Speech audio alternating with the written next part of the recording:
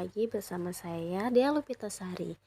Nah, di materi apresiasi prosa fiksi kali ini saya akan membahas mengenai unsur-unsur intrinsik yang ada pada puisi dan prosa. Lalu saya akan memberi suatu contoh karya untuk mencari irisan dari unsur intrinsik pada prosa dan puisi tersebut. Teman-teman, yuk simak videonya sampai habis. Unsur intrinsik pada puisi.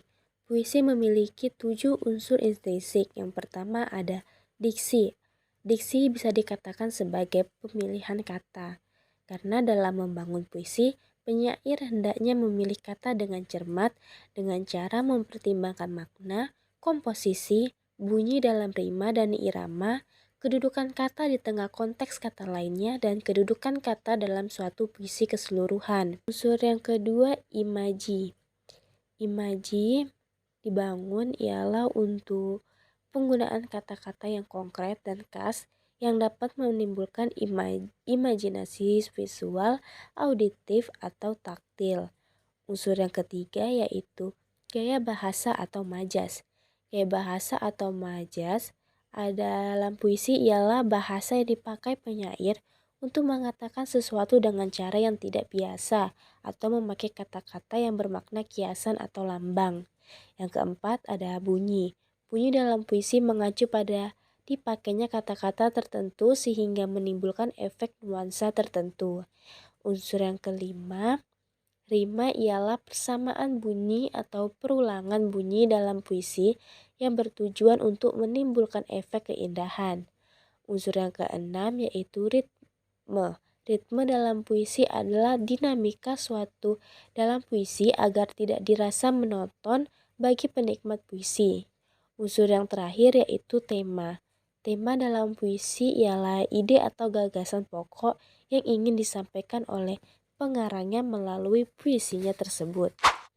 Lalu unsur intrinsik pada cerita atau prosa. Di prosa ini unsur intrinsiknya dibagi menjadi 6.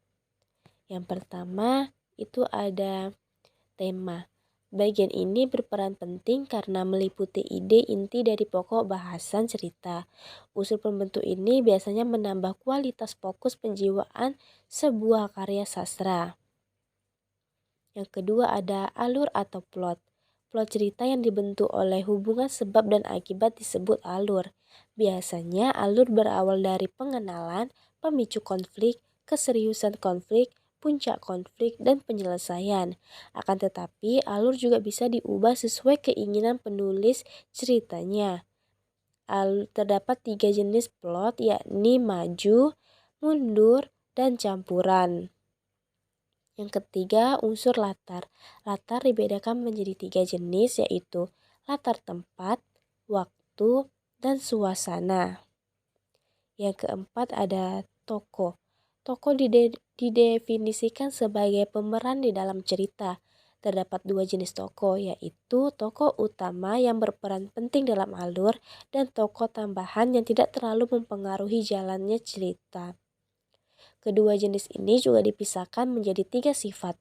Tokoh protagonis yaitu yang pejuang kebenaran, tokoh antagonis wataknya yang jelek, dan tritagonis yaitu sebagai penengah. Yang kelima ada penokohan. Berbeda dengan tokoh, penokohan ini lebih menggambarkan seluruh aspek dari seorang tokoh. Kriterianya dimulai dari watak atau sifat, ciri-ciri fisik, dan cara pengarang menggambarkannya. Yang keenam ada sudut pandang. Diartikan sebagai cara penulis memberikan pandangan dalam sebuah cerita. Setidaknya terdapat 4 jenis sudut pandang dalam prosa. Di antaranya orang pertama pelaku utama, orang pertama pelaku sampingan, orang ketiga serba tahu, dan orang ketiga pengamat. Baiklah, di sini saya akan menganalisis sebuah karya untuk mencari persamaan atau irisannya melalui unsur intrinsik karya tersebut. Di sini pada prosa saya mengambil judul Matinya Seorang Demonstran dan puisi berjudul Karangan Bunga karya Taufik Ismail. Yang pertama di sini ada tema. Di prosa cinta segitiga di tengah ramainya demonstrasi. Kalau di Karangan Bunga temanya tentang kepahlawanan. Yang kedua ada tokoh. Di matinya seorang demonstran, tokohnya ada 3 yaitu Ratih, Eka, dan Arman. Di puisi Karangan Bunga tokohnya 3 anak. Yang ketiga ada latar. Di matinya seorang demonstran, latarnya ada 2 tempat, itu ada rumah, jalan, dan warung. Dan waktu itu ada sore dan malam. Kalau di puisi Karangan Bunga, latarnya ada 2 waktu, sore hari, suasana berduka atau lagi sedih.